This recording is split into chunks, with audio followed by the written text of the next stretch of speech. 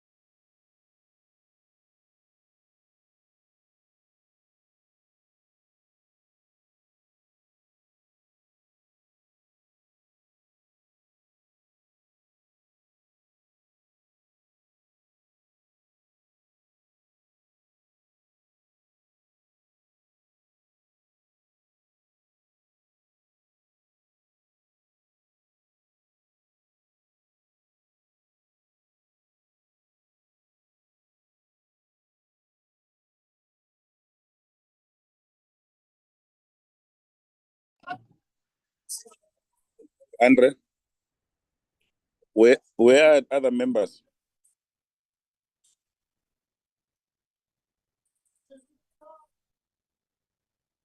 Andre, good morning, colleagues. Good morning, Chair. I think Andre's just stepped off the platform for a little bit. There's only yourself on at this stage. If someone must call the members, maybe they forgot, so that they can join the meeting. Okay, Chair. Okay.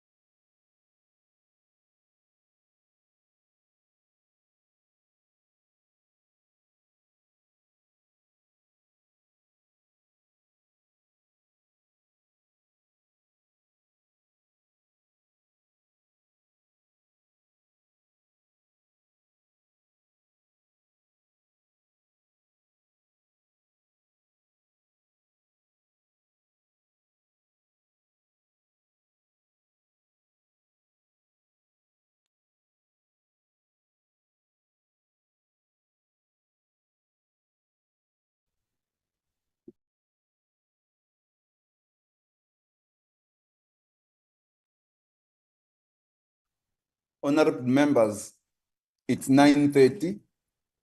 Can we get an indication if we are ready to start, if we have a quorum? Good morning, Acting Chair. We are ready to start. Do we have a quorum? Shall I call the names, Chair? Yes, please. Mr. Mkutu, Yes. Ms. Siate, Hey, Mr. Three, Good morning, Chair. Good morning, colleagues. Mr. Tambo,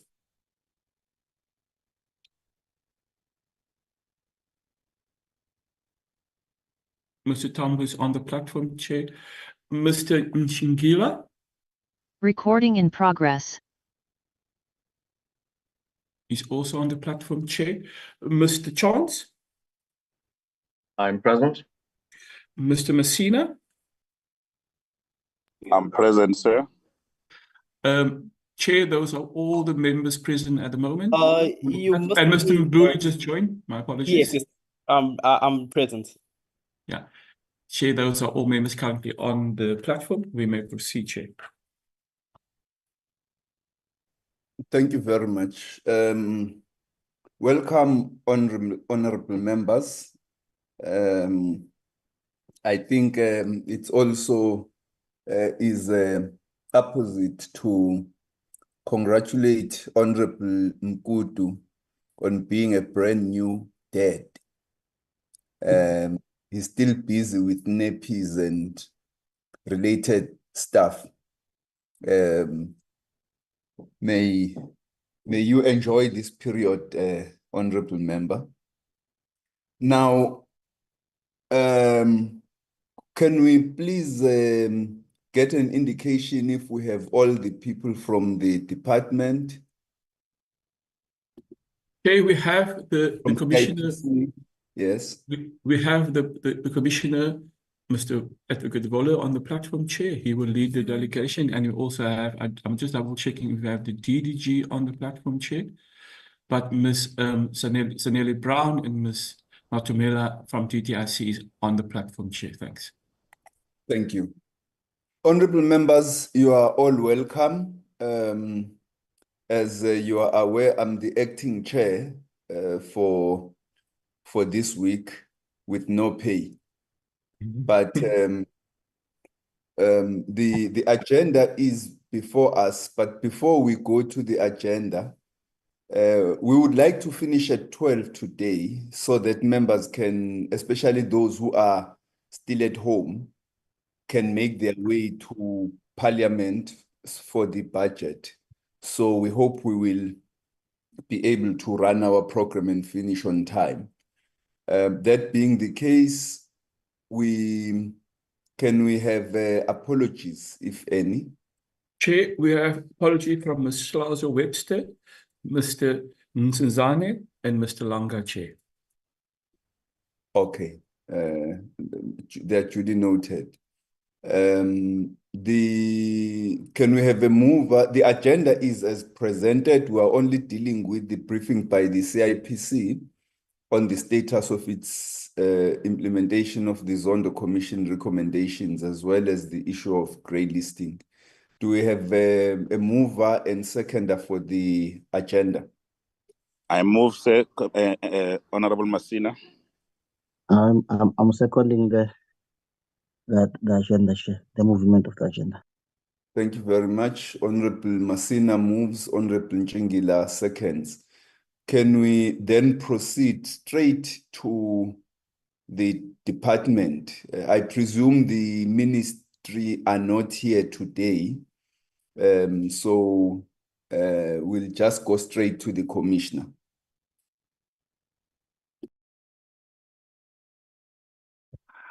Thank you. Thank you very much, Chairperson. Good morning, Honorable Chair, and good morning to all the honorable members. And once again, thank you very much for the invitation to update and brief the committee on what has been happening since our last briefing of last year. Once again, it's good to not see, but to hear all of you once again, and also some of the new members. albeit we're meeting virtually. Just to introduce myself, my name is Rory Voller. I'm the Commissioner of the CIPC. With me today, I have a senior member of staff. His name is Mr. Joey Mateka. He is one directly responsible for the areas for which we are discussing this morning. He's a senior manager involved in the regulatory space and the enforcement of company law space. And therefore, he will be doing the first part of the briefing because he was, and his team has been directly involved in some of those compliance matters. Chair, as you stated in the beginning, I don't think we should keep you too long. We will go directly into it. Just to state that the presentation as per the agenda will be twofold. We will first start off of where we're at as far as some of the companies and directors who were mentioned in the Zondo reports. We must recall that, and as I've stated in the previous meeting of last year, is that we looked at Company Act violations. We also looked at what the Zondo Commission recommended, and the major recommendation was a change in law whereby delinquency and delinquency applications shall change as far as an amendment to Companies Act, and that has been attended to. And the second part, we will give you an update on our area of responsibility as far as the grey listing is concerned. The first part is broken up as follows. You can go over to the next slide, please. We will look at the various companies, because we regulate private and public companies, but we also look at areas around what we call disqualifications of directors as far as certain private individuals. We must bear in mind that we only can look at, as terms of law and legislation, we can only look at areas of compliance in our mandate of the CIPC. We do not look at criminality at all. That is the purview within a National Prosecuting Authority. We only look at company law violations, and therefore our presentation is confined to those particular areas. So as far as private sector, we'll look at what has happened thus far, where we've been engaging on private sector companies and what has been their responses, as per mentioned in the report. And we will also delve into what is still happening regarding this. That will be the private and the public sector space. As far as private individuals, as I said, we look at disqualifications and delinquency. We look at certain individual matters as highlighted, and many of the stuff is still ongoing. It takes quite a lot of time to get to some of these matters to complete because of the body of evidence that is required of us to receive. Sometimes not easy, and my manager Joey will go into that in his explanation as to where we are. And we will also look at our work with the SIU, which has been quite substantive over the last couple of years. We will also would like to comment and highlight, Chair and members, some of the challenges that we've been having because it's cross-functional and multidisciplinary in nature. But nonetheless, we are where we are with these matters, and we're certainly pushing forward and trying to bring them to fruition positively. But that was just my opening remarks, Chair. Mr. Mateka will take you thoroughly into some of the areas and the companies, and then I will take over to the last end to deal with the issue of where we are with the very important aspect of grey listing. Thank you very much, Chair. Those are my opening remarks. Joey, you can go to the... Thank you very much, Commissioner, and good morning, Honorable Chair and Honorable members.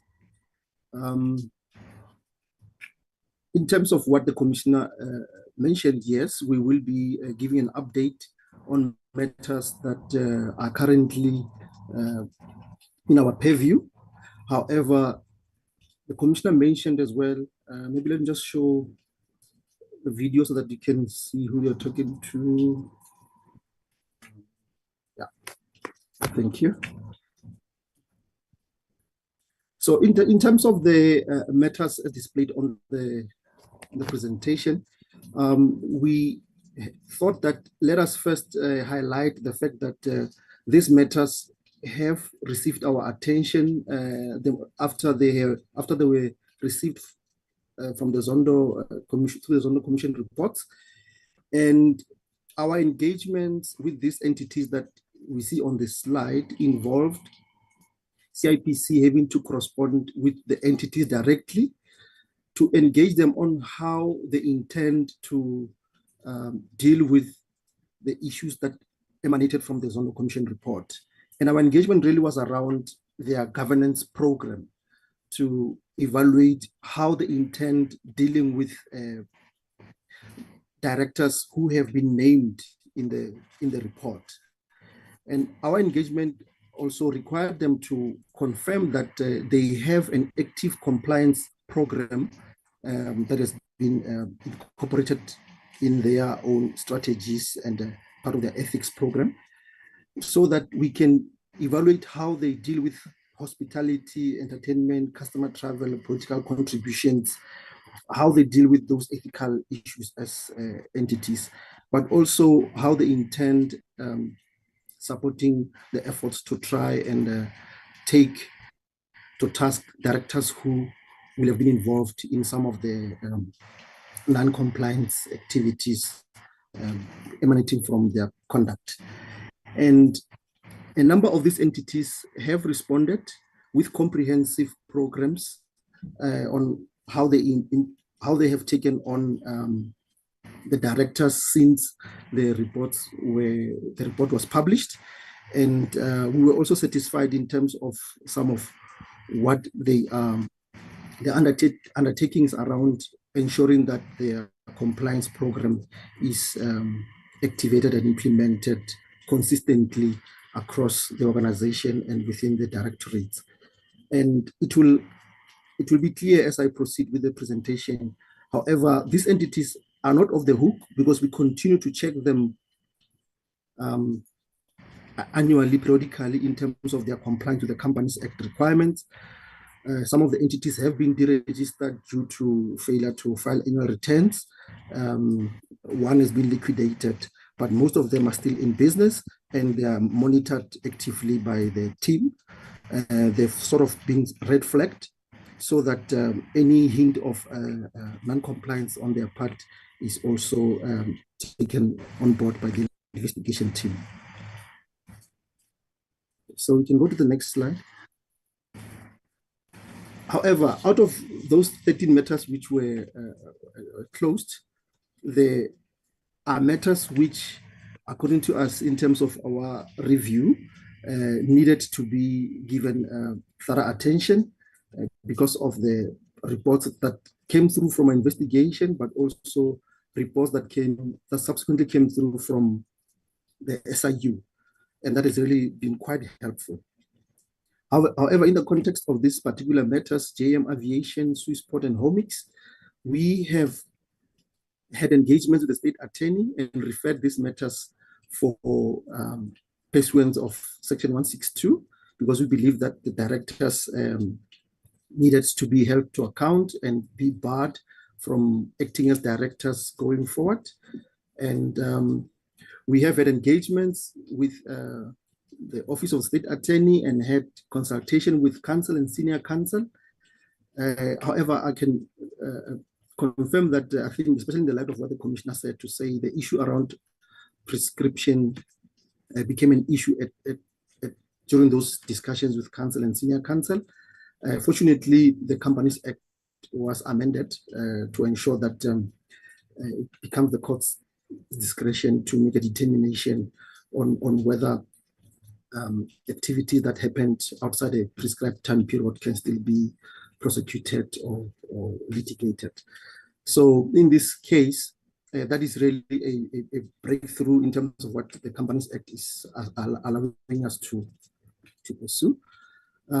So that is really, I believe, one of the reasons behind the long period between when we met with counsel and when matters are going to start getting live, because the amendments have been assented to by the president. We can go to the next slide. Yes, I mentioned that they have been in the state attorney for a while, and unfortunately the two were deregistered. But let's not lose heart. Deregistration does not mean that directors who were part of these companies will get away.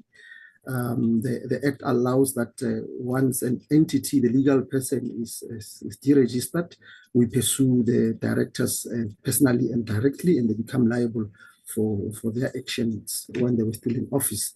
So that is not deterring us. It's just that deregistration is a prescribed, is a statutory process that we couldn't stop. So you will notice JM Aviation in particular will show as part of the SIU referrals, and fortunately CIPC had already engaged the state attorney.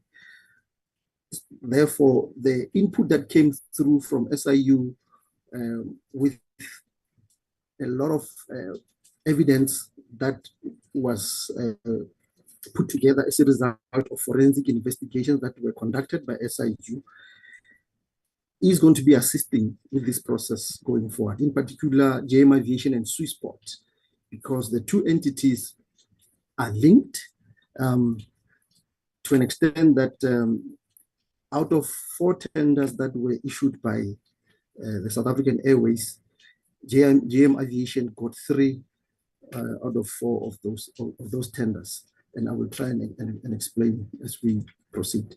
However, these matters are with the state attorney and are going to be pursued with the vigor that they deserve. The home mix as well, but it's the same principle. Deregistration does not mean directors are no longer liable for their acts when they were in office. You can go to the next slide. So here I just try to give a little bit of detail. Yeah, but just to confirm that the referral to state attorney was as a result of the entity not responding to our correspondence, nor acting on the terms of our compliance notice. You'll also notice that on bullet point 1, I mentioned that the company was pursued in the light of their involvement in the purchasing of land in Eastern Cape. However, as I mentioned, since the SIU referral came through, we have more detail, and that detail really is assisting us greatly because it also links the directors across these entities. So it allows us to see the interconnectedness across these legal persons, to an extent that some of the entities who appeared in the other page where we had closed them, some of those entities are actually named as part of the SIU document. But that also tells us that the fact that a case is closed does not mean that should new information be made available or be made known, we will not pursue or reopen a particular case. Just for example, Air Chefs and Bid Air Cargo, whose cases will have been closed in the other slide. In fact, based on the SIU referral, those particular entities will be pursued because of new evidence that came through. Next slide, please. Yes, I think the same with Swissport. So JM Aviation and Swissport are really brother and sister, so they are quite closely linked, and this is what we will be pursuing as part of our delinquency proceedings against the directors. The next slide. This refers to Homix relating to the Transnet deal for work not done. We are continuing with our state attorney engagements to ensure that the relevant directors are pursued. And as I mentioned, the time period was a factor during the engagements with council, but that has since no longer an issue since the ascension of the Amendment Act. Just a summary at the bottom to say that those 3 matters failed to provide a compliance program, which all the other entities were able to provide. They were not responding at all to our correspondence, and they were not diligent in exercising their fiduciary duties, and some were not allowing access to records by interested persons. Some of them, securities holders, were not allowed to have access to some of that information. So with regards to private sector entities, this specific three entities are really going to be test cases from a private sector perspective. I think you can go to the next slide. in this regard, we are also pursuing two matters, and we will note that Ms. Yakwe Binana was essentially the chairperson at SAA, and it has been proven in terms of some of her conduct during the time when she was the chairperson. So, as part of the SIU report that we got, she has been named, and in fact, links have been made to her having formed part of decisions and pursuing some of the matters outside of the normal practice of one charged with the responsibility of being a director. However, there's always intervening actions that sometimes prevents processes from continuing. One of them was when Ms. Kwinana appealed she appealed the decision of SAICA when they wanted to bar her from being a member. That was sort of interrupting because part of the decision for removing her involved evidence that was put together and associated with some of her practices as a professional in the entities. And we know that she is out on bail. But this matter is also with state attorney. So we are sort of in parallel also pursuing processes while waiting for others to continue. That's one individual that we're pursuing. In terms of Mr. Patel, I think we will know that he was part of a group of directors, and in his capacity, we are also pursuing delinquency proceedings against him. And yeah, I think the hindrance is really the delays, I think, with the state attorney offices. And we have brought this to the attention. The commissioner has notified his counterpart, the Solicitor General, in terms of some of the delays that we're experiencing, and in particular, how state capture matters requires priority from that office. So that has allowed us to start to see some movement, although the movement is slow, which is why in some instances we were able to have some engagements with the officials in the state attorney offices. But this is under our radar. We are pursuing that vigorously as well. So these are the two private individuals we also want to see as part of our, I would call it test cases. We can move to the next slide.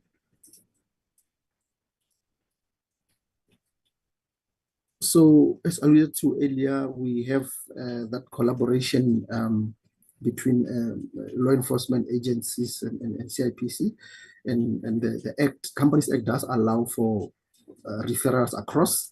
And we have received this referral during the month of October 2024. We started on the 22nd of August and again on 23rd of October from SIU, and we've had an investigator, a senior investigator was appointed by the commissioner to investigate these entities that is listed in the next slide.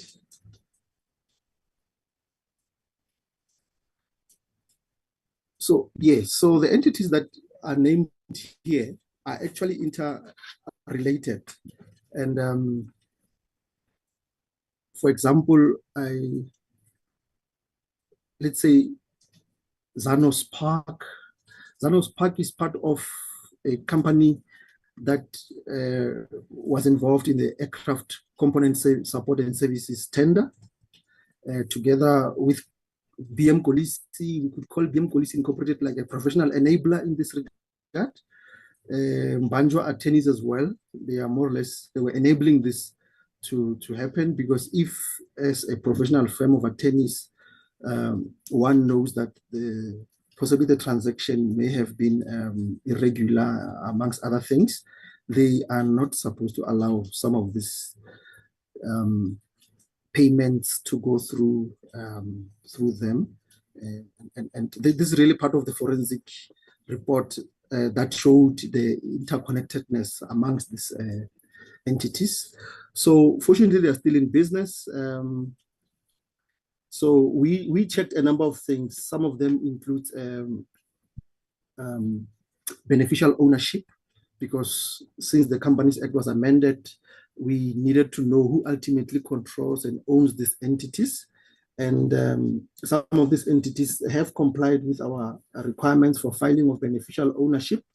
And some have been, okay, I'll say PM Kolisi and Banjo attorneys have been issued with compliance notices to file their beneficial ownership.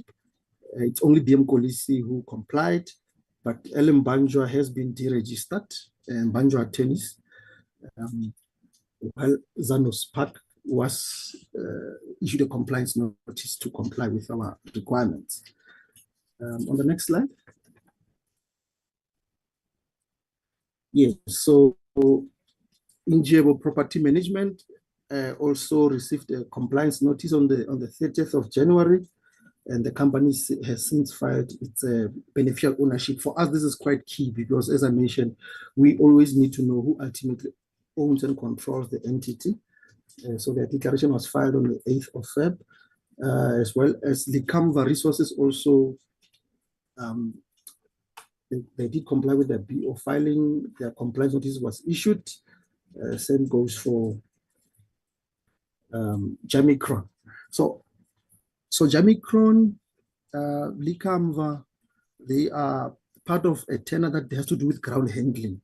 I mentioned that the other three entities were part of the aircraft component support and services tender, whilst Likamva, Jamicron are part of the ground handling services tender.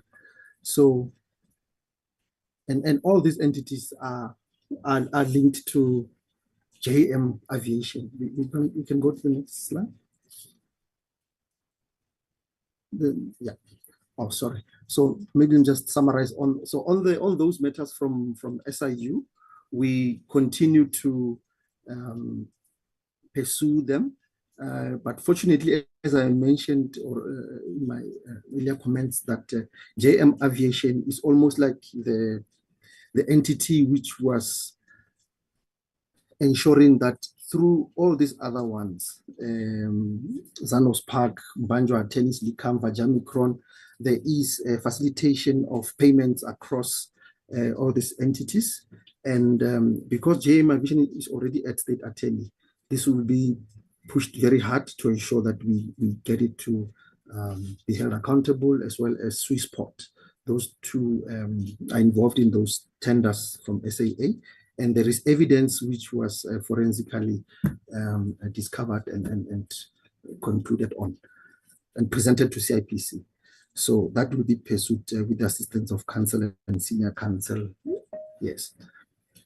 So then the other part relates to state-owned enterprises, because you will recall that there were a number of references to state-owned enterprises in the Zondo Commission report, and ESCOM was one of those entities. Fortunately, from CIPC side, we directly launched delinquency proceedings in the High Court. That was against 6 respondents for their failure to keep to their fiduciary duties as directors. And naturally, there is resistance by some of the directors. So all of the 6 directors were served with summons to appear in court. And so that process is ongoing. Our investigator has issued a supplementary affidavit to support why some of the ones who are resisting should be in court. So that is in progress. And with regards to Denel, we also had CIPC launch delinquency proceedings in the High Court against 3 respondents. And that process is ongoing. 2 directors were served with summons to appear. 1 director is still being traced. We had to appoint a tracing agent to try and have the 3rd director served in terms of the summons. However, what is notable is the the fact that the proceedings are in progress, and we have the full support of ESCOM leadership and full cooperation of Denel as well. In terms of AlexCo, we have a bit of a hindrance because AlexCo is involved in a court case that goes to the merits of the transaction, and therefore CIPC is waiting for the outcome of that court proceeding, so that I think is going to assist us in terms of our own efforts to pursue delinquency proceedings. But their process was activated with the directors of AlexCo. You can go to the next slide.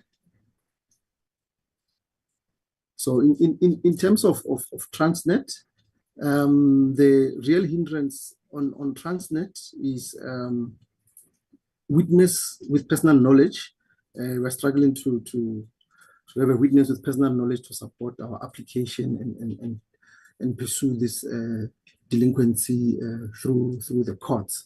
So I think this really just demonstrates that it's not always easy to have these matters finalized as quickly as we want, because without a witness, one is not able to successfully litigate. In terms of SAA, we have had consultations, and we have had SAA provide some undertakings, but there is a little bit of resistance in terms of witness availability and some of the evidence that we are requesting. We continue to pursue, because, for example, if we have JM Aviation and Swissport successfully prosecuted, it will reveal some of the outcomes of the involvement of SAA, and that will assist us and allow us to pursue a different set of charges against some of the persons who were involved. And as I mentioned, there's interconnectedness across, and the likelihood is that some of the directors who were part of SAA would have benefited from some of those transactions under JM Aviation, Swissport, Zanos Park, etc. And somehow they will also be prosecuted through that process. So this is not going to discourage us from pursuing this particular transaction that emanated from the SAA matters. Okay, I think that was the last slide, Chair, Thanks. Commissioner. Thank you very much, Joey, for that, for giving an update of where we are. I will take over for the next part, Chair, regarding the issue of grey listing and where we are. Just to give a bit of context to and highlight the following areas. CIPC has been involved together with the department on 4 areas. The first 2 directly, and the 3 and 4 indirectly, but adding some aspects regarding the policy of changing of legislation. The 2 areas for which CIPC has been directly involved in grey listing, which were 2 deficiencies that were found, and I will go into them a little bit later also in the presentation. But in terms of introduction, is the one is called immediate outcome I-051, which was that we need to have a beneficial ownership register and make that available and publicly available and the like. Number 2 is that there was immediate outcome, what we would refer to as I-052, was that we must pursue matters where those fail to supply us with information on the PO register. And how do we deal with that from a compliance and regulatory perspective, but also to make the beneficial ownership register available to law enforcement agencies and the like, and I will elaborate on that. The third part that we're involved in is look at the legislative amendments, and so certain of those have been addressed. based on the company. Well, there was a big omnibus bill together with National Treasury under the auspices of them, which took the lead. But one aspect was an amendment to the Companies Act, which gave us the power to have a beneficial ownership register, to disclose that register to certain entities and the like. And that has been put into force. And the fourth part is that there is a proposed additional amendment in terms of the Companies Act, whereby CIPC will have the power to fine, and that is going to the public consultation phase in order for us to meet some financial action task force requirements. I'm pleased to say, as part of the slide on the screen, is that we have got now a beneficial ownership register. We launched it in 2024 as per the amendments, because that was the biggest deficiency as outlined by the FATF. And I'm glad to say that we have an enormous uptake currently. We've received over 1.1 beneficial ownership declarations, which is huge, and we continue to receive massive amounts on a daily basis. What we've done is that we've tied it to what is called a hard stop with our annual return process, which forces companies to comply and basically to submit those BOs, as we refer to them. Law enforcement and authorities, competent authorities, the banks and the like, have been onboarded. We've been granted law enforcement agencies access to the BO register. They currently conduct searches, they download. We've gone through training of law enforcement agencies, of investigators, prosecutors, and the like. And because one of the areas that we had to show and prove to the FATF was that not only do we have a beneficial ownership register, but that law enforcement agencies can access it and use the information on that register to prosecute money laundering or terror financing cases. And that is actively happening, and we've managed to prove that. We have massive education campaigns to the public and to our stakeholders through various platforms. I think for probably 8-9 months, that's all we did for a long time, was just to push out the beneficial ownership, because we understand how important grey listing is and removal from grey listing is for the country. And therefore, the public has been made fully aware of their obligations. And as I said, we have massive amounts and uptake of those who have submitted their beneficial ownership declarations. We actively conduct investigations. We issue compliance notices on a daily basis. I sign off on these. I think the most amount of signing that I do is compliance notices daily, in order for us to refer matters to the NPA for non-lodgement, non-disclosure. We're actively pursuing matters to the courts, but once the amendment comes in, we'll be able to have the power to fine.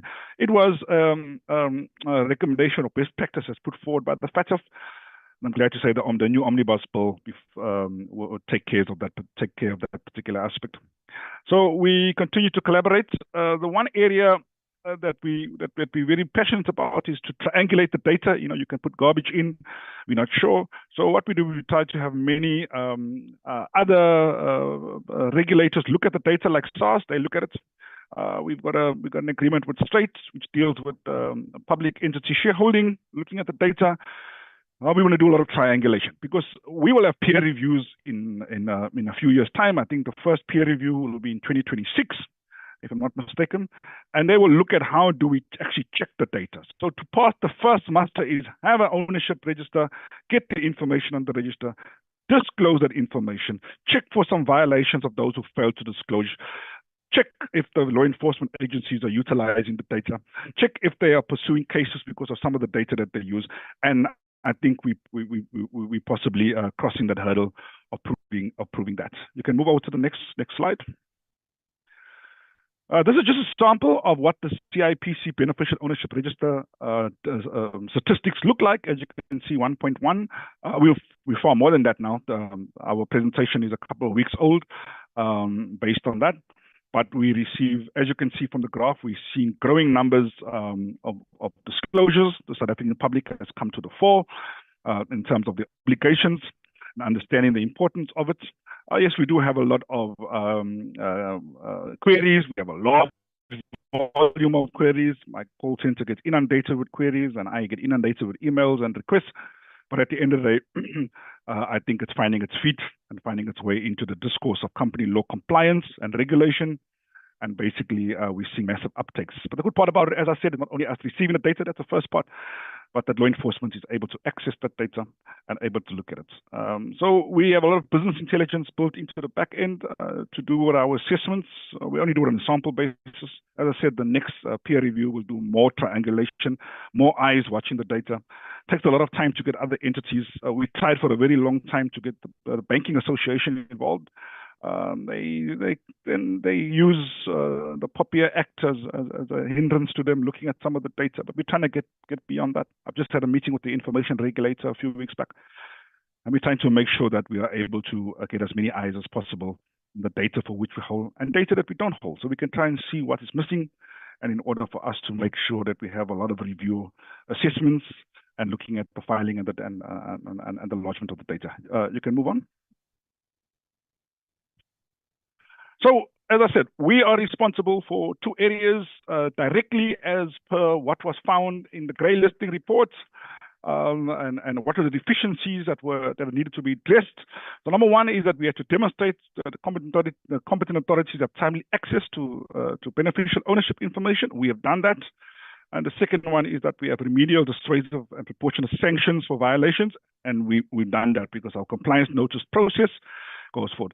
Chair, we tried to amend the slide, but unfortunately, I think it was too late. So Parliament has certain timelines in order for us to review. Just to say that if you see that CIPC has demonstrated effectiveness in addressing, and we were considered largely addressed for IO51 and IO52, just to say that the FATF, the Financial Protection Force, is currently in review process for the next couple of days in Paris. They will make a pronouncement on South Africa's grey listing, but what we have heard is that our two areas are seen now to be addressed. We would not like this to go out until National Treasury makes a positive pronouncement in the next couple of days once the FATF meeting is concluded in Paris, and therefore they will put out a large media release based on all the areas that are required to be addressed. But we are quite confident of this because we had a regional review during the course of January, and the assessors basically come back to us as far as that is concerned. So we're quite pleased at the CIPC that our whole full year of and actually more 18 months of trying to get this sorted out. We feel very positive about this. The organization has been fully involved and entrenched in trying to get this over the finish line, and we will wait for the next day or two to see of what the peer review and the actual plenary meeting of the FATF will state regarding this particular area. We can move on.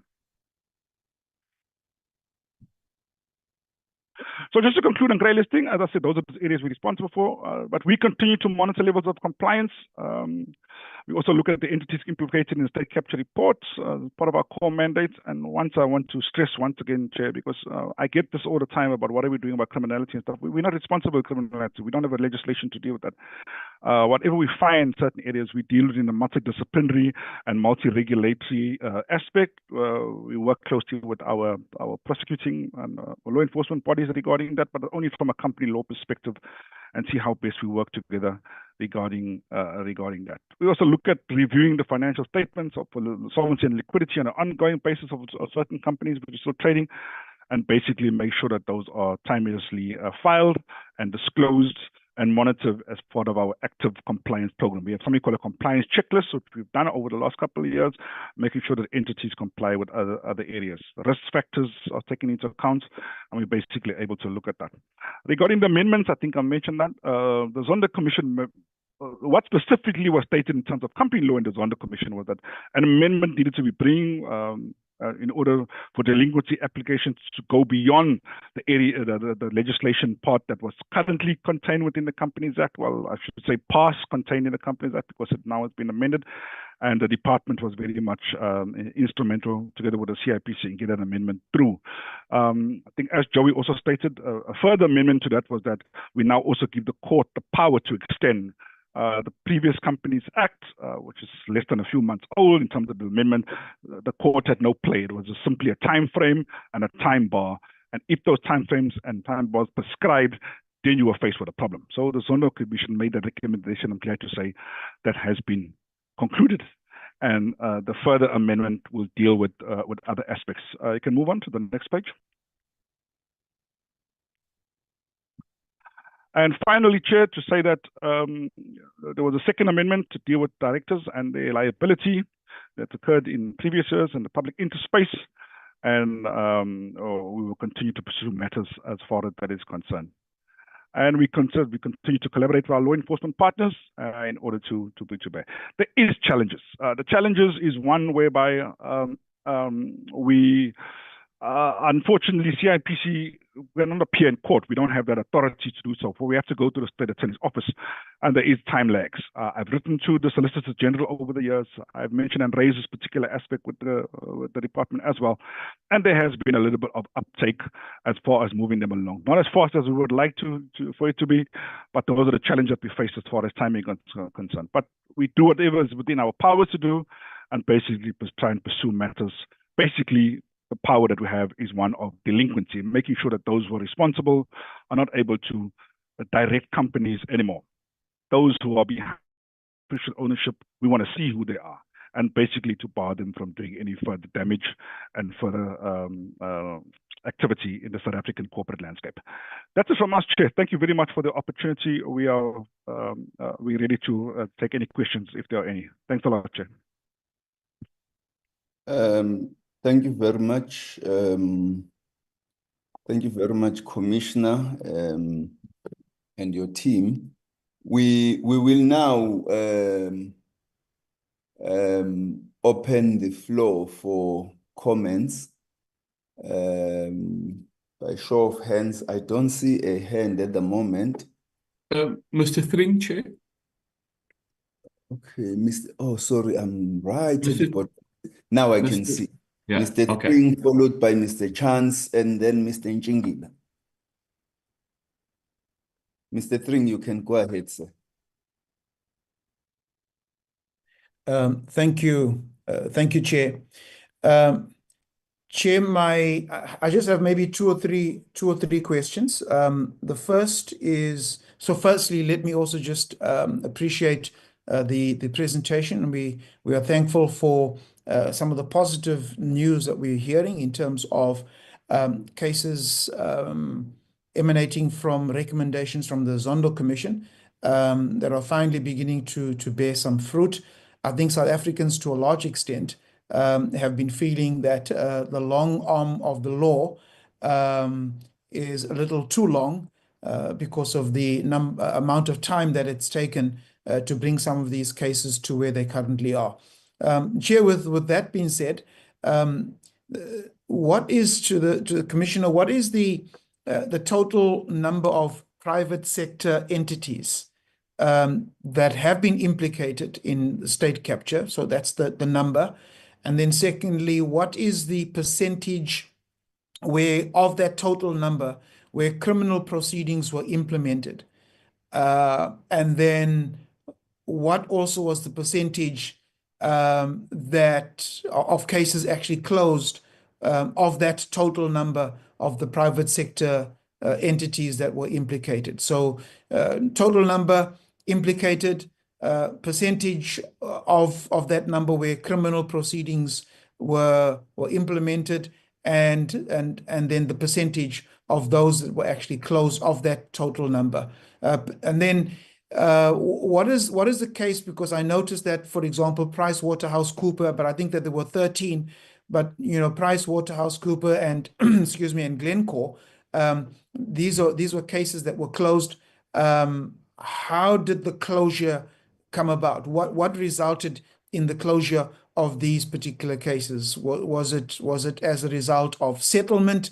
Were there some fines that were needed to be paid, and so on? Secondly, of the 3 cases referred to the State Attorney, April the 24th to January, April 2024 to January 2025, 2 were deregistered and 1 being Swissport is still in business.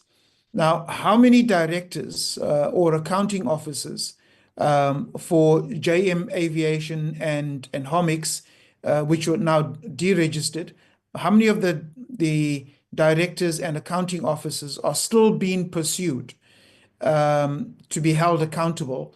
And is there any indication of how many of those particular directors or accounting officers have moved on to open perhaps a new business or are now directors at new companies and continuing to ply their trade? Or are there now measures to actually prevent that from happening? And are those measures effective in preventing directors from hopping from one company to another, or owners just opening new companies and continue to operate under a new business? So how is this being prevented? That moving from one company to another, opening another company, and what is the status with regards to Swissport? That of those three companies, that were referred to the state attorney, Swissport is still in business, and so what is the status of that?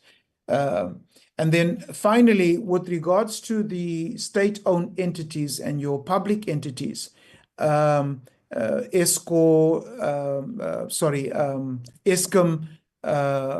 and Denel, and the like that were mentioned. How many? And I know that from Eskom there was six. I think it was 6 directors that are being investigated, that are offering some kind of resistance that was mentioned. What is the status of that particular case, and how soon is one likely to see a finalization? And I know that you are not necessarily involved in the criminal proceedings, and you've made mention, Commissioner has made mention to that on at least 2 or 3 occasions. But there is a multidisciplinary task force, I suppose, or interdependence that one sees working with all of the crime fighting institutions and other state organs. So what is the feedback that you are receiving in terms of the finalizing of these cases, particularly with regards to the state-owned entities? Thank you, Chair.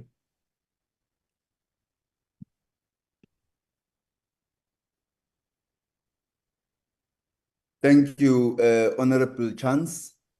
Thank you very much, Acting Chair, and thank you to the Commissioner and Mr. Machaga for their contributions. Just a couple of questions. The first thing is, it's clear that the investigations resulting from the Zondo Commission citations had a lot to do with sort of a nexus of corruption at SAA and businesses connected to the airports and the airline sector. I wanted to know from the Commissioner and his colleague whether the CIPC has investigative powers and capabilities to uncover these sorts of things before they refer them to the law enforcement agencies. In other words, joining the dots, to use the phrase that was popularized by Minister Gordon some years ago. So I'd like to get some input on that. And then the second question is, what about the issues that are not referred by Zondo? I mean, there must be lots of cases of delinquency and malpractice by companies which are not referred to by Zondo. And, we know that state capture is still happening, by which I mean public entities are still under scrutiny, and not just public entities, but private entities that are complicit in these acts. So what is the proactive means that are being undertaken by the CIPC to uncover these sorts of malpractices? And can we get some statistics on outcomes? And then on the question of Eskom, I'm quite intrigued by this. The 6 directors summoned, do I understand it correctly that these are current directors of Eskom? Because the board was substantially reconstituted by Minister Gordon a couple of years ago, and most of the directors that were around during the Zondo years were removed. So are these 6 directors former directors, or are they current directors? And if they're current directors, it's very concerning indeed. And what is the response of the chair? Teto Nyati. I mean, I imagine he would be extremely concerned to know that 6 of his colleagues are under investigation. Could we please get some more information on that? And of course, the same applies to Denel, Transnet. It's very concerning that you're waiting for a witness to come forward from Transnet, are there not means that you can use to force or get the law enforcement agencies to look to, to subpoena or whatever it is that can be done, this witness? If it's holding up an investigation, that's a serious problem. So, perhaps you could just give us some more information on that. And I think the same applies to South African Airways, waiting for evidence. Seems that there's a lot of stonewalling going on here. What can be done to speed up this process? And then again, just a final comment, echoing what Mr. Thring was saying. The fact that a case was submitted to the State Attorney's Office in May 2024 and you still haven't got any response is a big problem. Has it been brought to the Minister of Justice's attention that this is a serious problem?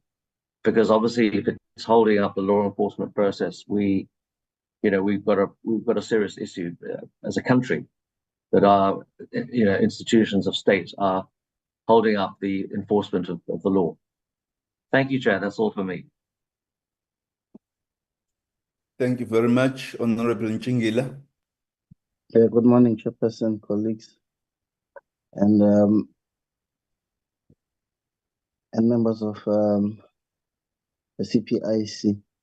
Maybe to springboard from welcoming the report, but also the honesty from the directors of CPIC.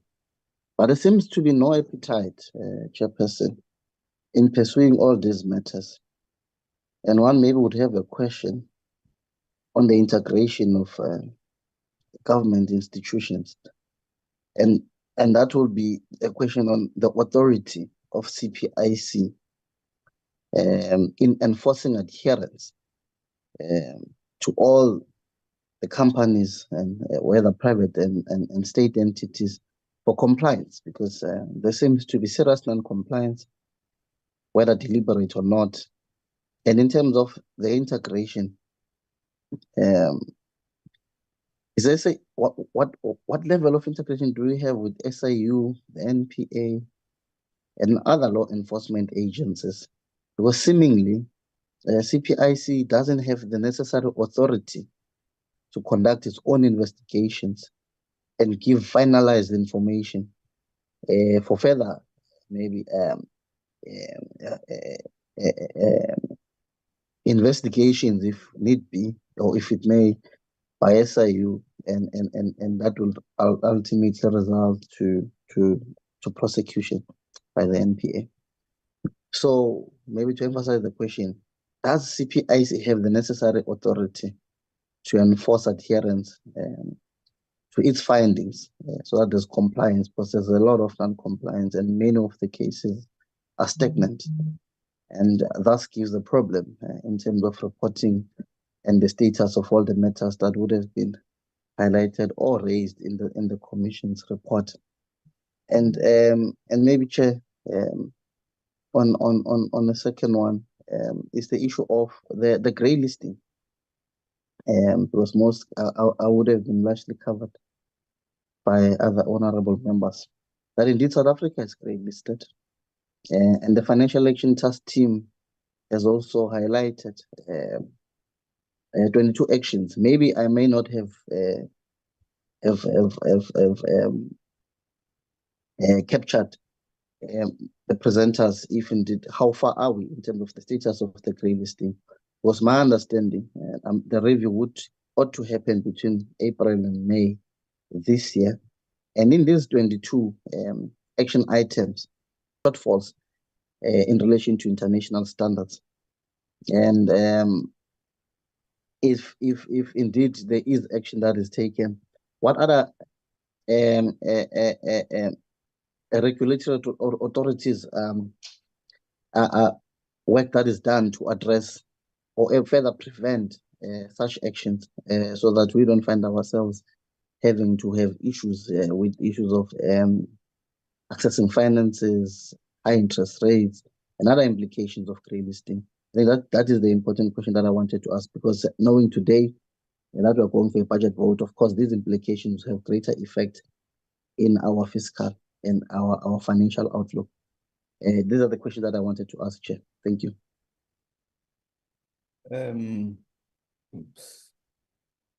Thank you very much, Honorable Nchingila. There being no other hand I can see, I'll invite the Commissioner to provide answers. Thank you very much, Chair, and thank you to all the honourable members for those very good questions.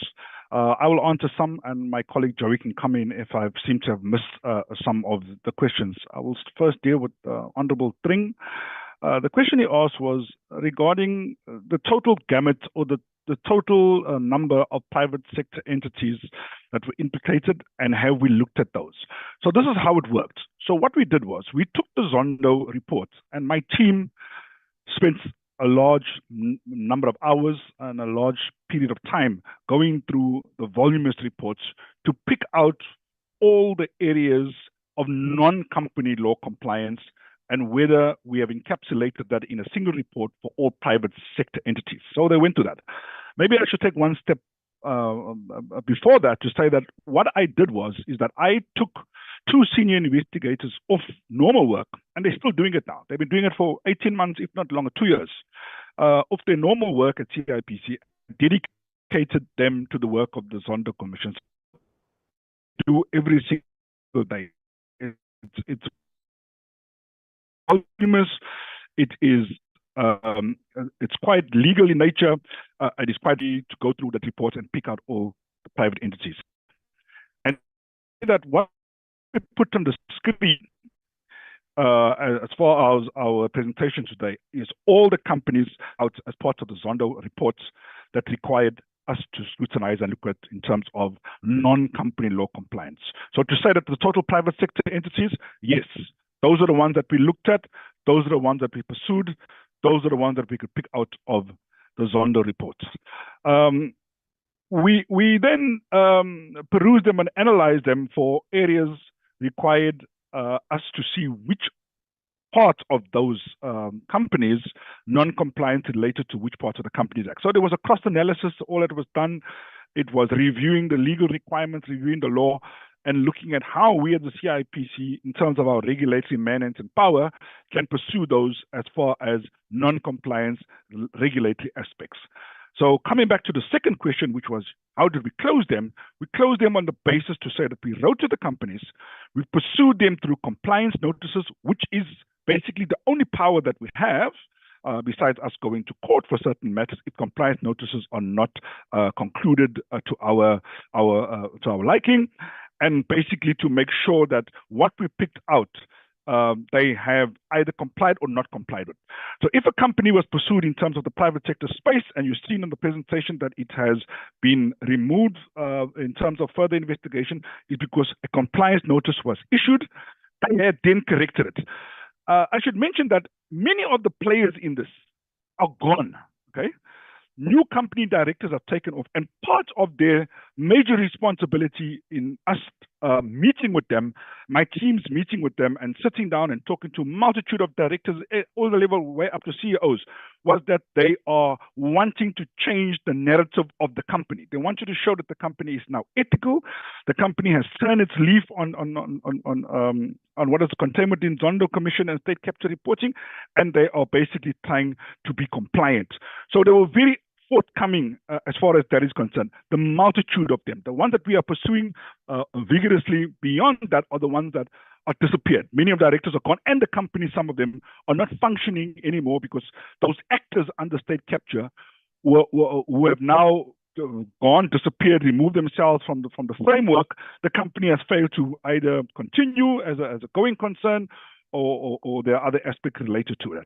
So it was non-compliance of areas of not having a compliance, a regulatory checklist and a space, failure to have updated financials, failure to amend the directors coming and going. It's all of those areas in company law that we looked at and said to them, correct this.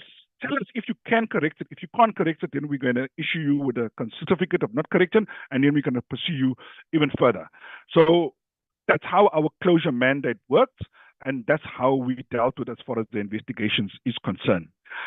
Regarding the percentage that removed onto criminal proceedings, I'm not sure if Joey has the statistics.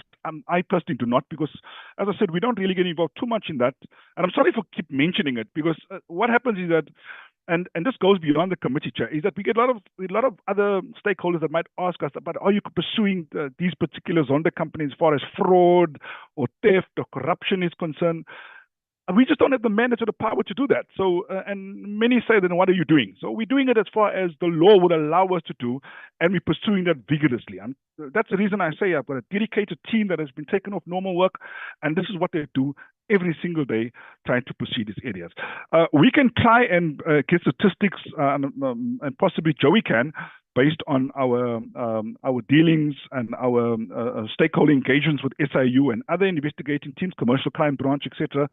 And we could possibly check with the prosecutors regarding that. But I don't have the number offhand. Possibly Joey has, but I'm not sure. Regarding the issue of the state attorney's office and the areas of the challenges that we have, it is a concern. It is so much of a concern that at the CIPC, we have now decided and we've concluded on appointing our own legal representative. So we've got a panel of attorneys that we've just appointed, which means that we don't need to go to the state attorney's office anymore, because we require not only state capture matters, but normal regulatory work. We require faster speed in trying to change the corporate landscape, to make it be known that our regulatory powers are taken seriously and that we are able to pursue this to the courts on a far quicker basis. So we going forward, as of now, we will not be dealing with the state attorney's office, and we're even trying to take over some of those matters that we listed on our presentation away from the state attorney's office, in order for us to pursue them on a private basis. Regarding the other area was regarding Swissport.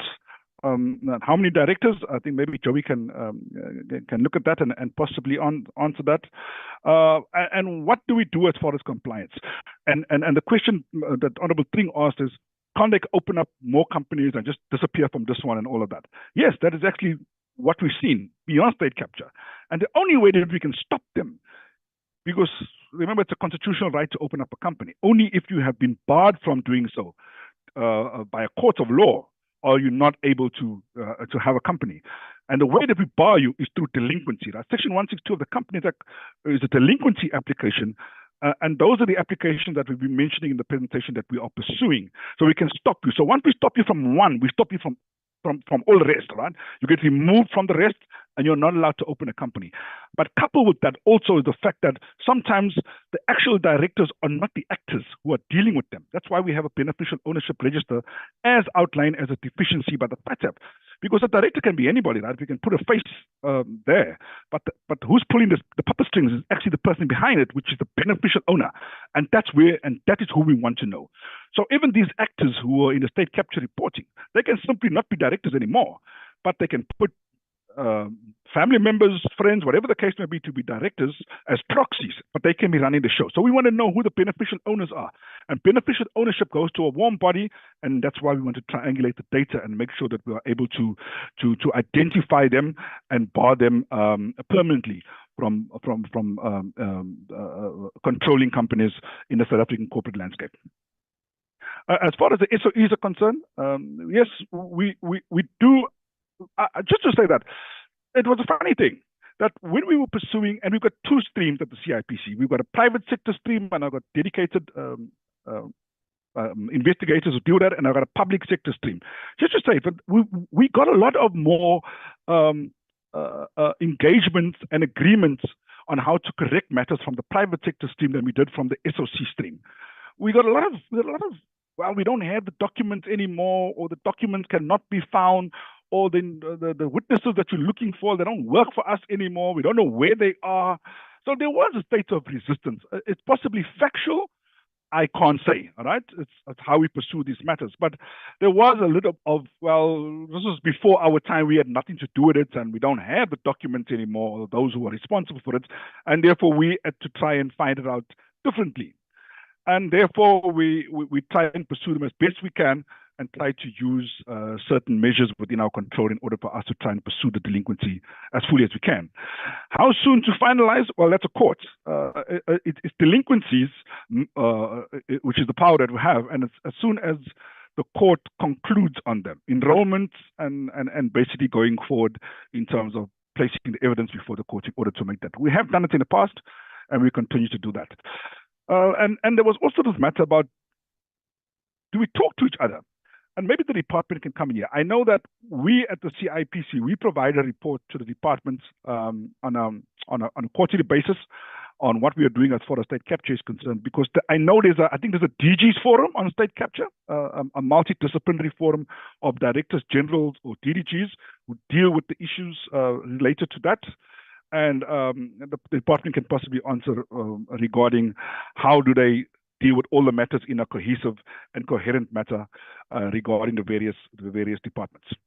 Regarding the questions by the Honourable Chance, so the CIPC powers, and once again to reiterate, does not lie within matters of uncovering corruption. Right? It's very difficult for us to do that based on the powers that we have. We receive, for example, financials through what is called an XBRL program, or through the submission of annual financial statements. We receive submissions through annual reports, and we've got investigators who investigate matters as brought to our attention. During the course of this non-compliance of company law, sure enough, we come across areas of fraud and we come across areas of corruption. All right. CIPC does not have the local standard to take those matters forward. We inform the complainants of these matters, and we inform them as to how to pursue them to the justice system. We are, and our regulatory power is very much one of trying to deal with the functioning of companies, the compliance and regulating of companies. How do they follow and the law as related to risk management, how they follow the law in relation to financials, how they follow the law in terms of transparency, how they follow the law in terms of the limited liability, and how does it go in terms of the powers that they have, and how do we look at when they do not follow those rules. So it's based mainly on that. But once again, to reiterate, we do pick up aspects that my investigators will say, well, this looks like it's fraud, okay? Or documents that have been submitted irregularly, or changes that have been made irregularly. And we do change the register as far as that is concerned, but we tell the complainant to pursue those matters in terms of any criminal action. I wish we had more powers as far as that is concerned, but unfortunately, we're more of a regulator than an enforcement, a law enforcement agency. Regarding the delinquencies, and what else do we do? I think the question was, what do we do beyond the Zondo? Well, we have done a lot of delinquencies, and we continue to pursue. We've got successful delinquencies. Many years ago, for example, there was a reported matter where we had a successful delinquency application against a director for the nuclear regulator. All right, we found out that he had done something untoward, and we basically pursued that. We also pursued delinquency application against the previous chairperson of SAA. I'm not talking about the current lady, but Dudu Mieni, the previous chairperson. We had a delinquency application against her. All right, and because she had made certain amendments to certain resolutions within the SAA that were not board sanctioned, for example. So we do have a lot of this. We've got proactive investigations. We've got teams that read the newspapers and pick out stories, and we basically pursue those. And we have quite a lot of delinquency applications that we take up. So it does go beyond Zondo. I've got basically two enforcement and regulatory wings that I have at the CIPC in terms of investigators, and on a daily basis we are pursuing these matters. I think that I sign off more investigation reports than I do a lot of other signing at the CIPC. On a daily basis, there's a massive amount of compliance notices that cross my desk, and we are able to pursue these matters. Many of them are not reported because it's smaller companies. Some of them are larger, and we try and deal with that. For example, and once again going back to the point that we pursue these matters, we once took on the CEO of Telkom. Right, many years ago, and we actually pursued that case up to a change in behavior. We sent the CEO on a company course, because of certain matters that happened at a board level, and this was many years ago. So just to put your question to an answer, we do pursue these matters beyond what the Zondo says. As far as the ESCOM directors is concerned, and Joey can correct me if I'm wrong, it's former directors, it's not current directors. I don't think that in any of the SOCs that we are pursuing, there are any current directors that are being pursued for delinquency. And maybe Joey can just possibly assist me as far as that is concerned. My understanding, they're all former directors and none of them are current. I think I've answered all of that. And the last question was on the Honorable Nchingila. I think the question was, do we have an appetite to pursue all these matters? Indeed, I think I've mentioned that it's quite. I'm very passionate about it on a level of the commission of making sure. I pushed the team very hard to get some results that we're seeing, not as quickly as I would like. We're trying different avenues, as I mentioned. We're having our own legal representatives now. We're going beyond the areas that cause a lot of stagnation and trying to move us to conclude on this. We've done a lot of exhaustive work on many of these matters, dedicated teams, and which have been taken off normal work, and that's all they do. They just pursue this on a daily basis. They have a multitude of meetings with the law enforcement agencies, and we work quite well as far as of a cross-functional nature is concerned. So. And the last area that was mentioned was the area of the actions of grey listing.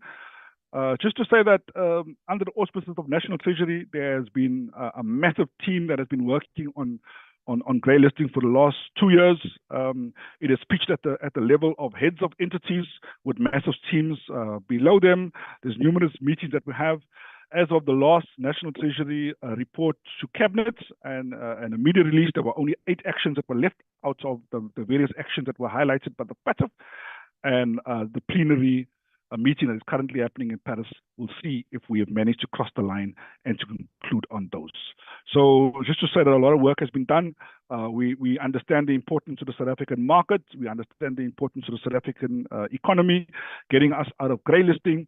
And a lot of on a multidisciplinary and cross-functional basis between departments and entities, we've been working full out to make sure that we tick off all of those items as deficiencies. Joey, if you want to add anything, that's the last one from me. Thank you very much, Commissioner, and thank you to the honorable members for the questions. And I think Commissioner touched on a number of items which were really a response to the honorable members. I'll just try and be specific on 1 or 2 of those. In terms of the criminal proceedings that were pursued, I agree with the Commissioner that we may want to provide that afterwards, because indeed on these matters that emanated from the Zondo Commission reports, it was a multidisciplinary approach. It was not CIPC pursuing their part alone. We worked sort of collaboratively as the regulator as well as our fellow law enforcement agencies, because some of the information that informed part of the investigation had to be sourced from the CIPC database, amongst other things. And some of that had to be to targeted people, because you could not make some of those requests just everywhere. So there was a team, or there is actually an active collaborative team that works together on these matters and all the other matters, including those that relates to the issues around grey listing. So we'll provide that set of entities, but the Commission did capture that what we are reporting on is what we were able to make a determination that they should be pursued in terms of the Companies Act perspective. There was a question from Mr. Thring around PwC, Glencore, what led to the closure.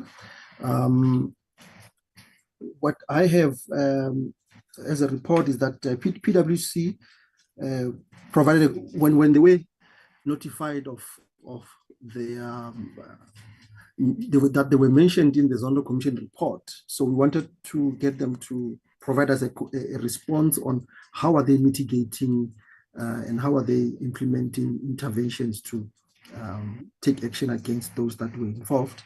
So they provided a very comprehensive report to CIPC in terms of how they are actioning the details. The allegations around them were issues around irregularities in their auditing of Eskom.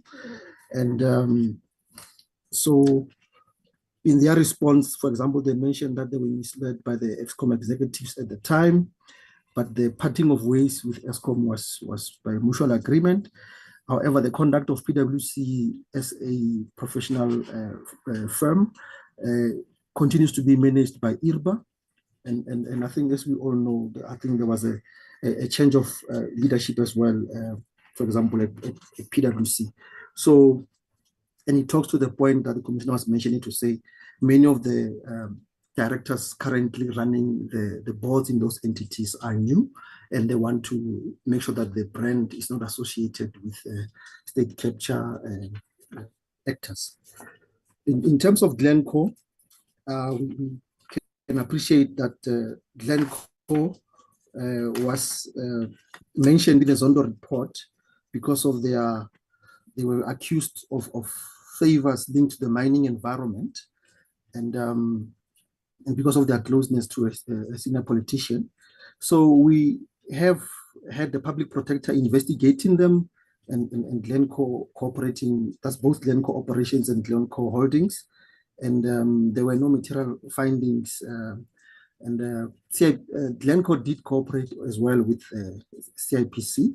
And so the matters were closed because of their commitment to ensure that there is an ethical environment within which they operate, but because there was also a compliance program that was compliance guidance document that was published by CIPC for them to subscribe to. So many of those entities, including Glencore, committed to ensuring that they will abide by the guideline in terms of their governance, accountability on how they hold each other accountable, amongst other things, as directors.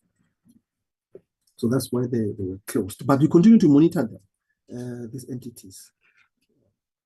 Then the next question, still from Mr. Thring, was on Swissport.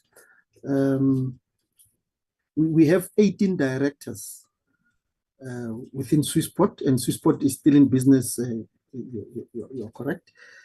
I think the status of the entity, whether it's in business or deregistered, does not stop CIPC from pursuing the directors directly, and as persons who were not acting correctly in terms of their fiduciary duties, because no director is allowed to grossly abuse their position as director, take personal advantage of opportunities, gross negligence, etc. So we continue to pursue them based on their status as persons who were part of an era where there were state capture activities. And JM Aviation has 4 directors, and we again, the same principle, although they are recorded as deregistered, we continue to pursue those directors in their personal capacity. Okay, so in terms of I think there was a question about the status of public sector entities. Yeah, Commissioner, I think mentioned that the directors in those entities are former directors that are being pursued. And on some of the questions from Mr. Chance, just to supplement, the Commission has actually published a 10-year regulatory report, which the Commissioner has endorsed. It details out progress since the Commission was established for a period of 10 years, and it demonstrates and shows the interventions that CIPC pursued in terms of holding entities accountable for their conduct, and in collaboration with other professionals. As you know, auditors report reportable irregularities to CIPC, and we act on those reported irregularities, amongst other things, but also it talks to some of our proactive interventions that we take to change behavior, from the corporate citizens. Yes, in terms of ESCOM, yeah, you answered that one. In terms of forcing witnesses, yeah, I think it's one angle that indeed can be pursued. But what we would have wanted is a witness who gives all information that will lead to a successful prosecution, amongst other things. We know that it's possible to force witnesses. We'll evaluate and see how this can be fast-tracked so that we don't have witnesses who think they have a choice, even when they've witnessed some of these actions taking place in front of them. So we will give it back to the senior investigators, to the team. As for whether the matter was brought to the Minister of Justice, I think Commissioner mentioned that he wrote to his counterpart. However, he also mentioned that the only mitigation to date was for CIPC to pursue enlistment of a panel of attorneys. The tender was published, 126 law firms responded, and a short list of 15 is being considered. And out of those, we have company law experts, amongst others, at different levels of experience. However, that's going to make the life of this process so much easier. Naturally, there will be continuance because the current senior counsel that has been appointed in junior counsel will work with whoever that we will be assigning from within CIPC as well. However, those steps had to be taken, and that was cognizant of the fact that we're not getting the speed that we are getting, that we're supposed to get from the state attorney's offices. Yeah, I think from Honorable Njingila, the point around our integration, I think I alluded to it. I think Commissioner also answered it by saying there's a DG forum. However, at operational level, there is indeed that close working togetherness with SIU, DPCI, and NPA. In fact, our own act does allow us to formally refer a matter where we believe there's fraud to NPA. We have a few that we have referred to NPA, but once it is out of CIPC, we're not able to control its movement across the justice system. But the same authority of CIPC is to be able to open a case. So SAPS has been courteous to give us a special code on company law matters. So when we open a case against an entity or persons, we are able to use that code, which allows that when it's pursued further with between the investigating officer and the prosecutors, they know that is a commercial law contravention, amongst other things. So those collaborations continue to deliver some of the outcomes. But with regards to state capture, I must say that the bigger issue has been some of this prescription period, which really was a hindrance because activities or events, some of them took place a number of years back, and that was outside of a certain period. And as the Commissioner mentioned, the court could not make a determination. But now with the amended act, the act has been allows us to pursue these matters and gives the courts the power to make a determination as well. Yeah, thank you, Chair. Thanks, Commissioner.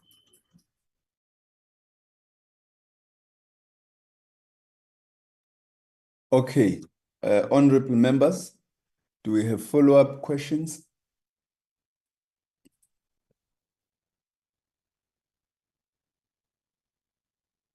I take it we don't, and I presume that brings us then to the end of the discussion. I want to thank the Commissioner and your team for a very good and clear presentation. I think As a committee, we appreciate the progress that's being made in this regard to deal with both of these issues and ensure that we are able to keep track of what's going on and how we are managing the issues of the report of the commission as well as the issues of grey listing. And so we appreciate your time and the report you presented to us. We then come to the end of the meeting because this was the only item on our agenda. I want to thank all honorable members for your presence and for your participation. Thank you. Chair? Yes, sir. If I just need, if through you, Chair, can I make an announcement regarding next week, Chair? Yes. Members, just remember that next week we're embarking on an oversight visit to KZN and Gauteng. Members have received their flight details. Just all communications regarding that will be on the WhatsApp group going forward. Any logistical arrangements, members need to contact Yvonne. But the program, hopefully by tomorrow, we will finalize the program because we just had an engagement with KZN regarding the program. And the program will be on the WhatsApp group as soon as it's completed. But just to say that next week, we'll be doing oversight from Monday to Friday. Thanks, Chair. Thank you very much. Honorable Chance? Yes, just a quick question from my side. We have received, or I've received my flight on Monday evening to Durban, but I just wanted to ask if Monday is still a constituency day, because we do have commitments. So the actual oversight visit only starts in the evening, as it were, and then carries on till the Friday. Could you just confirm that, Andre, please? That's correct, Mr. Chance. Members will be traveling in the afternoon, so there's still constituency work that can be done. The actual oversight starts on the Tuesday morning until the Friday. Thanks. Okay. Thank you, honorable members. See you at 2.